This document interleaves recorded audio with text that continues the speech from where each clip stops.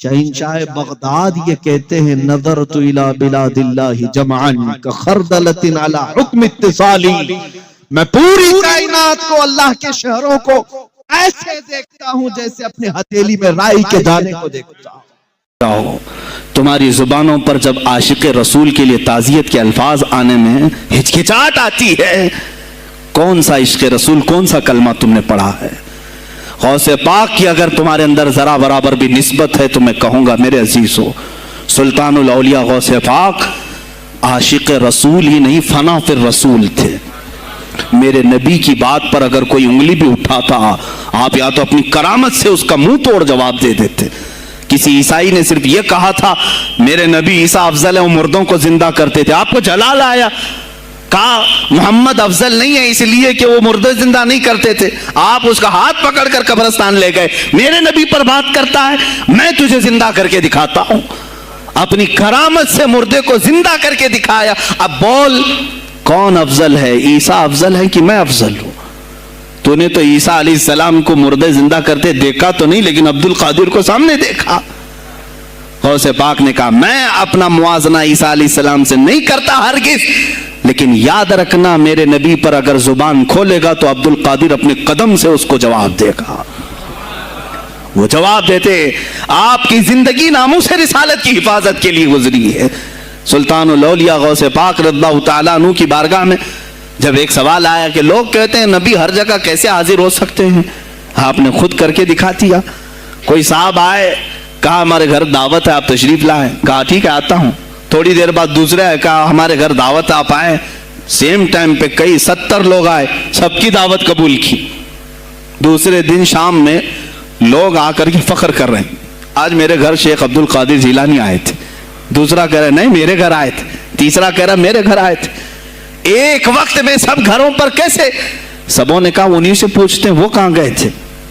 جب لوگ آئے تو سننے میں یہ آتا ہے کہ آپ ایک درخت کے نیچے بیٹھے تھے، لوگ سوال کرنے کے لیے آئے، سب آپس میں کہہ رہے ہیں ہمارے گھر آئے تھے، ہمارے، آپ بتائیں کیا کس کے گھر گئے تھے؟ تو انہوں نے کہا درخت کے اوپر دیکھو۔ تو لوگوں نے درخت کے اوپر نگاہ ڈالی تو دیکھا ہر پتے پر شکل عبد القادر نظر آ رہی ہے۔ فرماتے ہیں اللہ نے عبد القادر کو یہ اتنی قدرت دی ہے کہ بیک وقت وہ کئی جگہوں پر حاضر ہو سکتا ہے۔ تو جب ایک غلام رسول کو اللہ نے یہ طاقت دی تو رسول مختار کو کتنی طاقت دی ہوگی؟ انہوں نے ناموس رسالت کو واضح کیا ہے میرے عزیزو۔ اولیاء کاملین اسی لیے آتے ہیں، وہ نبی کا پرتو بن کر کے آتے ہیں، اور آج ان کے نام کی 11ویں کھا کر کے موٹے ہو رہے ہیں، بس اور کچھ نہیں۔ اور لوگ یہ سمجھتے ہیں نفس کو موٹا کر کے تم اپنی زبانوں میں گھی لگا چکے ہو، بولو گے تو پکڑے جاؤ گے، بولو گے تو تمہارے اوپر کیس ہو جائے گا، ہو نہیں تو دنیا پڑھو، میں منع نہیں کرتا، تم ہمیشہ سائنس کو لے کر کے اگر کرامات سے کمپیئر کرنا چاہو تو بہت پیچھے رہ جاؤ گے۔ جن کو میرے نبی کا گھوڑا نہ سمجھ میں آئے، جن کو رسول پاک کا براق نہ سمجھ میں آئے، انہیں میرے مصطفیٰ کا سفر معراج کیا سمجھ سکتا ہے؟ اور ان لوگوں کو سمجھانے کے لیے غوث پاک رضی اللہ تعالیٰ عنہ کی کرامتیں بھی ہیں۔ ایک روایت ہم نے یہ پڑھی بھی ہے، ایک شخص مجمع میں بیٹھا تھا غوث پاک رضی اللہ تعالیٰ عنہ کے، اور جب آپ معراج کا واقعہ بیان کر رہے تھے اس کے دل میں یہ خلیش پیدا ہوئی، ایسا کیسے ہو سکتا ہے رسول اتنی جلدی جائیں گے اور آ جائیں گے؟ اور اچانک اس کے پیٹ میں مروڑ شروع ہو گئی، اور وہ جو ہے 2 واقعات ہیں الگ الگ، اس کے پیٹ میں ایسی مروڑ شروع ہو گئی کہ اسے بہت تیز حاجت، بہت تیز قضاء حاجت کی اشد ضرورت پیش آنے لگی۔ تو پھر اچانک اس کی آنکھیں بند ہوئی، تو پھر وہ کھول کر کے آنکھیں دیکھتا ہے وہ کسی جنگل میں، وہ کسی جنگل میں۔ جلدی سے اس نے دیکھا یہاں پانی بھی بہ رہا ہے، اپنے کپڑے اتارے اور اپنی حاجت پوری کیا، اور وہاں سے اپنی صفائی بھی کر لیا، اور وہاں پر چابیوں کا یا کچھ گچھا اس نے درخت پر لٹکا رکھا تھا۔ پھر واپس اس نے اپنے کپڑے پہن لیے، اور اس کے بعد پھر جیسے ہی اس نے اپنی حاجت پوری کی، کپڑے پہنے، آنکھیں کھولا تو دیکھا وہ اسی مسجد میں بیٹھا ہے جہاں غوث پاک بیان کر رہے تھے۔ اب حاجت کچھ نہیں لگی، پیٹ میں بھی کوئی چیز نہیں تھی، اور اس کے بعد اس نے سوچا میرا وہم تھا یا میرے سے کچھ ایسی چیز ہو گئی ہے جو اونگ آنے پر میں نے کوئی خواب دیکھا ہو؟ نہیں، خواب نہیں تھا نہ وہم تھا۔ محفل کے بعد وہ اٹھ کر کے گیا، پھر اسے اندازہ ہوا میں تو اپنی چابیوں کا گچھا وہیں بھول آیا تھا جہاں اپنی استنجا کر کے آیا۔ اسے وہ جگہ پتہ تھی، ڈھونڈتے ہوئے گیا تو بہت دور تھا، وہ علاقہ بہت دور تھا۔ چلتے چلتے تھک گیا، شام ہو گئی، اس علاقے میں جا کر پہنچا تو دیکھا وہاں پانی بھی بہ رہا، علاقہ وہی، اور درختوں پر اس کی چابیوں کا گچھا ابھی بھی لٹکا ہوا۔ پتہ یہ چلا میرے عزیزوں، 400 سال کے بعد میرے مصطفیٰ کریم صلی اللہ علیہ وسلم کی نسل پاک میں آنے والا شیخ عبد القادر جیلانی، وہ حسنی اور حسینی سادات میں سے، اگر وہ اپنی مسجد میں خطاب کے دوران بیٹھے بیٹھے کسی کو اپنی مجلس سے دور کا سفر بھی کرائیں، اس کی حاجت بھی پوری کرائیں اور پھر اسے محفل میں لا سکیں۔ غوث اعظم کی بڑی کرامتوں میں سے کرامت یہ ہے، اس زمانے میں آپ بغداد تشریف لائے جب حالات ایسے تھے کہ حق بولنا دشوار تھا، اور آپ جب مسجد کے ممبر پر کھڑے ہو کر اعلان کرنے لگ گئے، ہیبت ایسی طاری تھی کہ کوئی آپ کو روک نہ سکا، اور آپ کی یہ حقانیت کی تبلیغ پھیلتی گئی۔ شروع میں 10 لوگ، پھر 20 لوگ، پھر 100 200، پھر 1000 2000۔ غوث اعظم نے چند مہینوں میں جو خطبات دیے، آپ کے خطبات کا عالم یہ تھا کہ پھر 70,000 کا مجمع برابر سننے کے لیے آیا کرتا۔ اور غوث اعظم کا یہ خطبہ ایک نہیں، ہزاروں خطبات ہیں۔ جب آپ خطبہ دیتے تھے، ایک بات یاد رکھیں، زبان اگر پاک ہو اور اللہ کی نبی پاک کی شریعت طاہرہ بولتی ہو، اس زبان میں بلا کا اثر ہوتا ہے، اللہ کریم کی طرف سے اثر ڈالا جاتا ہے۔ حق بات اگر بلند آواز سے کہو، یہ مت دیکھو کہ میں کون ہوں، یہ دیکھو کہ کلام کس کا ہے۔ اللہ کریم لوگوں کے دلوں پر بات ڈالتا ہے۔ غوث اعظم کی زبان سے نکلے ہوئے کلمات ایسے ہوا کرتے، مجمع ختم ہونے سے پہلے پتہ نہیں کتنوں کی تو لاشیں اٹھائی جاتی تھی، کتنے تو وہاں بے ہوش ہو جاتے۔ کس بات پر؟ اتنا اثر کرتا دل پر کہ لوگ کپڑے پھاڑ لیتے تھے۔ خطبے کے اندر، بیان کے اندر ایسا اثر ہوتا کہ لوگ بیٹھے بیٹھے مدہوش ہو جاتے، کوئی جوش حال میں کپڑے پھاڑ ڈالتے۔ روایات میں بتایا گیا کوئی ایک مجمع بھی ایسا نہیں جس میں حضور غوث پاک کی تقریر کے بعد جنازہ نہ اٹھایا گیا۔ ہر خطابت کے بعد، اور بولتے کیا تھے، حیرت کی بات ہے میرے عزیزوں۔ آج بعض لوگ یہ کہتے ہیں ہم بھی بہت ساری چیزیں بیان کر رہے ہیں، میں اپنے لیے بھی نصیحت اور سارے علماء کے لیے بھی کہتا ہوں، لوگوں کے پلے نہیں پڑتی، لوگوں کے کانوں میں نہیں جاتی۔ یہ جمعہ میں آتے ہیں، سوتے رہتے ہیں، جب امام کھڑا ہوتا ہے نماز کے لیے تو یہ جھٹکا لے کر کے کھڑے ہوتے ہیں، بیان یوں ہی چلا جاتا ہے۔ سرکار غوث پاک رضی اللہ تعالیٰ عنہ ممبر پر کھڑے ہو کر بیان کر رہے ہیں۔ کیا بیان کر رہے ہیں؟ سنیں۔ ایک دن آپ حضرت عبدالجبار کو بٹھائے، اپنے بیٹے کو، وہ بیان کرتے رہے، اس کے بعد اتر کر کے آگے کہا ابا جان آپ جو بیان کرتے ہیں اس میں جو رکت طاری ہوتی ہے وہ میرے بیان میں نہیں ہوتی، آپ بیان کریں۔ غوث پاک منبر پر کھڑے ہو گئے، اور سنو 70,000 کا مجمع ہے، غوث پاک کی تقریر کیا ہے؟ ڈائریکٹ شروع فرماتے غوث پاک، اے لوگوں میرے گھر میں آج ایک بڑا حادثہ ہو گیا۔ اپنے گھر کا واقعہ بیان کر رہے ہیں، میرے گھر میں آج ایک عجیب حادثہ ہو گیا۔ عبدالجبار کی ماں یعنی اپنی بیوی کے بارے میں کہہ رہے ہیں، ان کے بیٹے حضرت عبدالجبار کہتے ہیں عبدالجبار کی ماں میرے لیے دہی مٹی کی ہانڈی میں جمع کر رکھی ہوئی تھی، ایک چھیکے سے لٹکائی ہوئی۔ گرمیوں کے دن تھے، آج میری بھی خواہش تھی دہی کھانے کی۔ میں گھر پہنچا دوپہر کے وقت، دہی کی ہانڈی میری بیوی نے اٹھا کر کے دسترخوان پر رکھا تھا۔ میرے پہنچنے سے پہلے ایک بلہ آیا گھر میں اور پاؤں سے جھپٹا مارا، وہ دہی کا مٹکا گر گیا، ٹوٹ گیا، اور دہی پورا زمین پر بہ گیا۔ نہ ماں کھا سکا نہ میری بیوی کھا سکی۔ اتنا بیان کرنا تھا کہ لوگ دھاڑے مار کر رونے لگ گئے، کپڑے پھاڑنے لگ گئے، لوگوں کے اندر جوش حال سے کیفیت بدل گئی۔ میرے عزیزوں کوئی اپنے گھر کا واقعہ بیان کر رہا ہو کہ دہی کی ہانڈی پھٹ گئی، دہی بہ گیا، اس میں کون سی ایسی بات ہے رونے کی؟ یہ ہمارے اور تمہارے لیے ہو سکتا ہے۔ غوث اعظم کا مجمع بھی اہل دل کا ہوا کرتا تھا، وہ بصیرت والے لوگ بیٹھتے تھے۔ غوث پاک کیا بیان کر رہے تھے؟ غوث پاک کے بیان کا مطلب یہ نہیں ہے کہ ان کی بیوی دہی کی ہانڈی جمائی تھی اور ان کے لیے کھانے کا انتظار کر رہی تھی۔ غوث اعظم اپنے واقعے سے دنیا کی حالت بتا رہے تھے، اے لوگو، جس طرح میرے گھر میں آج میرے کھانے سے پہلے دہی کا مٹکا ٹوٹ گیا اور دہی بہ گیا، سب کی حالتیں تقریباً ایسی ہوتی ہیں۔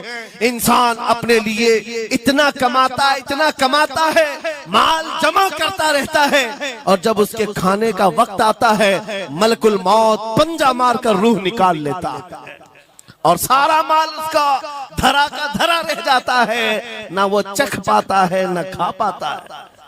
غوث پاک رضی اللہ تعالیٰ عنہ یہ دنیا کی حالات بتا رہے تھے، اور میرے عزیزوں آج بھی وہی حالات ہیں ہمارے، آج بھی وہی حالات ہیں۔ ہم نے کمانے کے لیے اپنی صحت گنوا دی، رات نہیں دیکھا، دن نہیں دیکھا، دوڑتے رہے مال حاصل کرنے کے لیے، اتنا جمع کر لوں، اتنا جمع کر لوں، اتنا جمع کر لیا، جب تک تو صحت بگڑ گئی، شوگر بھی آ گئی، بی پی بھی آ گئی۔ علماء تمہارے دین کے محافظ ہیں، تمہاری نسلوں کی شریعت کے محافظ ہیں، آج ان کی زبانوں کو بند کرو گے، کل تمہارے بچے نبی کا نام لینے سے گھبرانے لگ جائیں گے، ڈرنے لگ جائیں گے۔ علماء کے گلوں میں اور ان کی گردنوں میں رسیاں نہ ڈالو۔ سنو غوث پاک رضی اللہ تعالیٰ عنہ کس بات سے ڈرتے تھے؟ غوث پاک کا خطبہ بیان کرنے والے مولوی حضرات، علماء سنیں، غوث پاک کس سے ڈرتے تھے؟ ان کو ڈرانے والا کوئی ٹرسٹی تھا، کوئی حاکم تھا؟ بلکہ حالات ایسے تھے، ایک بار خطاب کر رہے ہیں مجمع میں، بہت بڑا مجمع ہے، خطاب کے بیچ درمیان ابھی واز ہو رہا ہے، ایک کالا سانپ گر گیا آپ کے کندھے پر، سانپ گر گیا اور گرا ہی نہیں، گر کر کے پھر وہ آپ کے گلے کے اندر سے داخل ہو گیا، آستین میں آیا اور پھر ادھر آیا، وہ لوٹ لوٹ کرتا رہا۔ لوگ جو مجمع میں بیٹھے تھے ان پر ہیبت طاری تھی، وحشت طاری تھی، کوئی جگہ چھوڑ کر ادھر ادھر ہو رہا ہے، لیکن غوث پاک کا قدم ڈگمگایا نہیں، نہ جسم کے اندر کوئی حرکت ہوئی، آپ کا بیان کنٹینیو جاری رہا، اسی طرح جاری رہا۔ وہ سانپ کبھی آپ کے سامنے آیا، کبھی ادھر آیا اور گھوم پھر کر کے واپس چلا گیا۔ بیان آپ کا مکمل ہوا، لوگ کھڑے ہوئے پوچھتے رہے، یا سلطان الاولیاء سیدی شیخ عبد القادر جیلانی، آپ کے ساتھ یہ جو ماجرا ہوا، یہ سانپ اتنا خطرناک تھا، دیکھ کر کے ہیبت طاری تھی، اور آپ اپنا بیان کنٹینیو جاری رکھے ہوئے تھے، یہ کیا ماجرا ہے؟ غوث پاک فرماتے ہیں وہ سانپ تو مجھ سے کہہ رہا تھا، اے عبد القادر، تجھ سے پہلے 70 اولیاء کو بھی میں نے ایسی آزمایا ہے، 70 علماء کو میں نے ایسے ہی آزمایا ہے، اور آزما کر چلا گیا۔ غوث پاک کیا فرماتے سنو، اے لوگو، تم مجھ سے پوچھ رہے اس سے ڈرتا تھا یا نہیں ڈرتا تھا؟ بات صرف اتنی ہے، میں اس قادر کا بندہ عبد القادر ہوں، اس قادر کا بندہ عبد القادر ہوں، میرے اس کی قدرت پر ایسا یقین ہے، اگر مولا نے میری موت لکھی ہے تو یہ کالے سانپ سے کیا چونٹی سے بھی ہو سکتی ہے، اور اگر موت نہیں لکھی، اس طرح کے 1000 سانپ میرے گلے میں آئے، میری موت نہیں آ سکتی۔ میرا اس کی قدرت پر یقین کامل ہے، اس لیے میں اس کا بیان کنٹینیو رکھا، جاری رکھا۔ آج میں یہی کہتا ہوں، اے سنی مسلمانوں اور ان علماء سے بھی، اگر ہماری موت لکھی ہے، چھوٹے سے حادثے سے بھی ہو سکتی ہے، اور اگر نہیں ہے تو وقت کا پرائم منسٹر بھی تمہاری گردن پر پیر رکھے، موت نہیں آ سکتی، کیونکہ قادر مطلق میرا رب العالمین ہے۔ کیا آپ بغداد کے نہیں تھے، عراق کے نہیں تھے، آپ جیلان سے آئے تھے۔ جیلان ایران میں ہے۔ اس زمانے میں طبرستان ایک صوبہ تھا، طبرستان کا ایک شہر جیلان تھا۔ جیلان سے آئے ہوئے تھے بغداد میں، آپ کی زبان فارسی تھی۔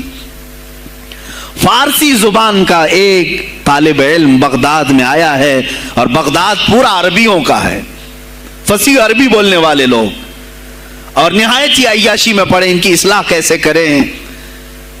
دل میں بار بار یہ احساس ہوتا۔ غوث پاک فرماتے میری زبان فارسی تھی، اور ان کی زبان عربی ہے، میں ان سے خطاب کیسے کروں، ان کو اصلاح کے راستے پر کیسے لاؤں؟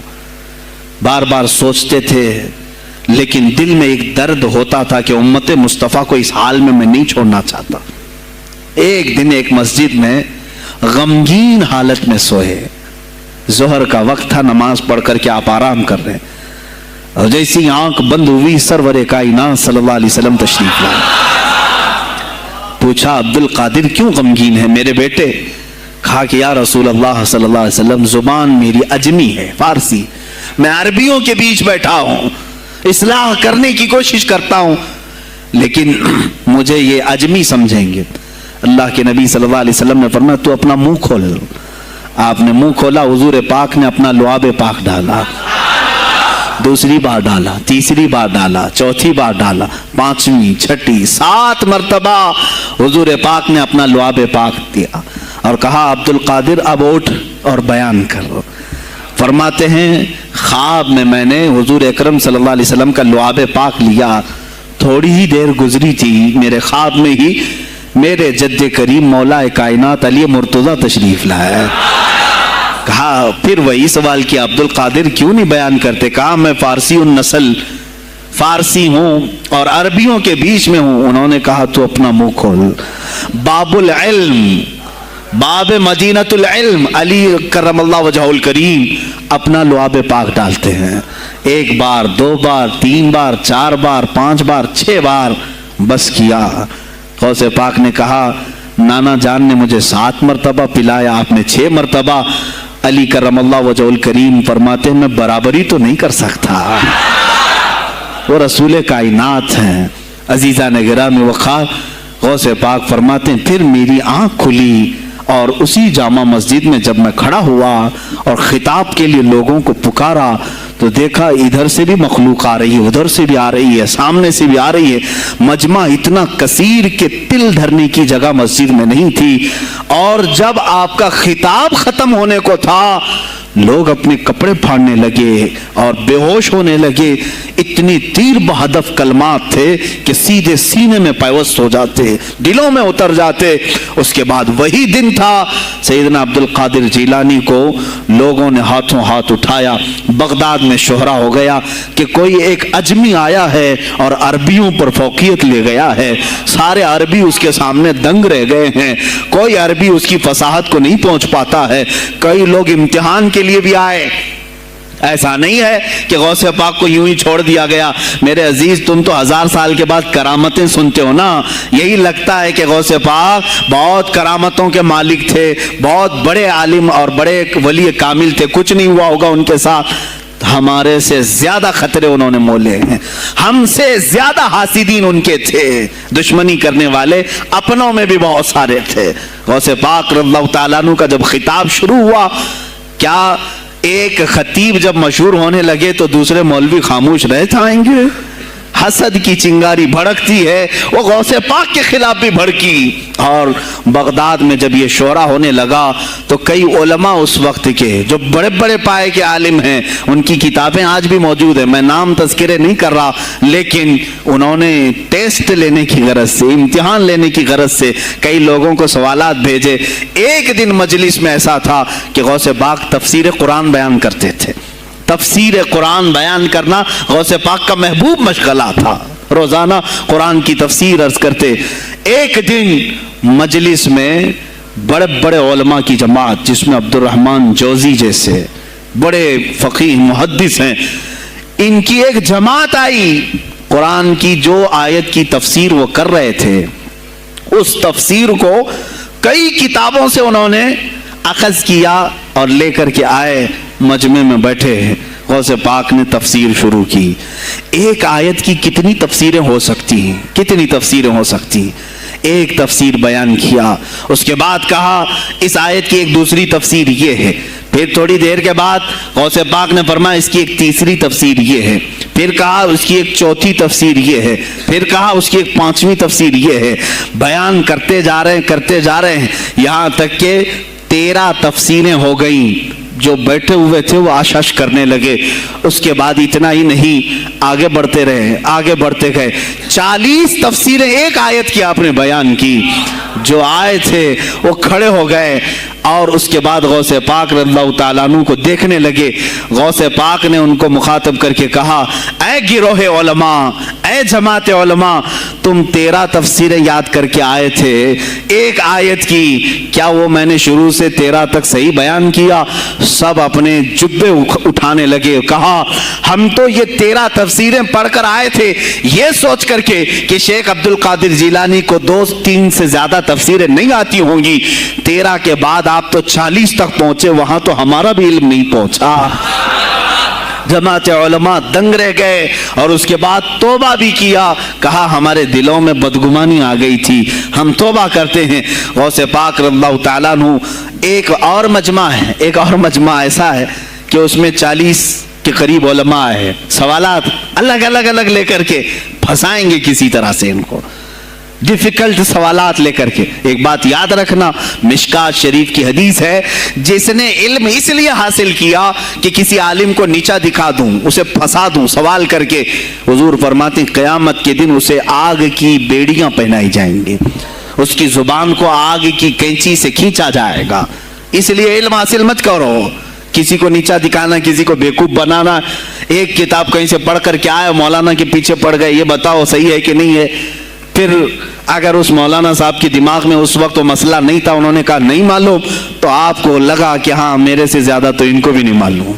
تم نے تو ایک ہی چیز حل کر کے ان کے سامنے پیش کی ہے. عزیزان گرامی, اس طرح کی چیزیں ہرگز نہ کریں, یہ بہت بڑا گناہ ہے مغالطے میں ڈالنا. غوث پاک رضی اللہ تعالیٰ عنہ ایک جماعت سے خطاب کر رہے ہیں. 40 علماء ہے, الگ الگ سوالات نوٹ کر کے, میں یہ پوچھوں گا, تم یہ پوچھنا, تم یہ پوچھنا. غوث پاک رضی اللہ تعالیٰ عنہ نے اپنا خطاب کیا اور سوالات کے لیے اس دن محفل کا وقت ہی نہیں دیا. کہا آج سوالات کوئی نہیں کرے گا. وہ لوگ تو سوالات لے کر کے آئے تھے.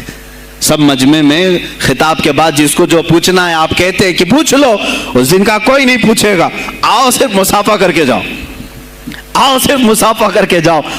تو یہ جو علماء کی جماعت تھی ان کو بلایا. ایک آتے ان کو سینے سے سینہ لگاتے اور کہتے تیرا یہ سوال تھا, اس کا یہ جواب ہے. دوسرا آتا اس سے کہتے تو یہ گھر سے سوچ کے آیا تھا, تیرا سوال یہ ہے, اس کا جواب یہ ہے. اس طرح 40 سے مصافحہ کیا, معانقہ کیا. ان کے سوالات کے پوچھنے سے پہلے جوابات بھی دے دیے اور اس کے بعد کہا کیا ہے گروہ علماء, تم سوال کرتے اور میں جواب دیتا تو عبد القادر کی کیا اس میں خصوصیت تھی؟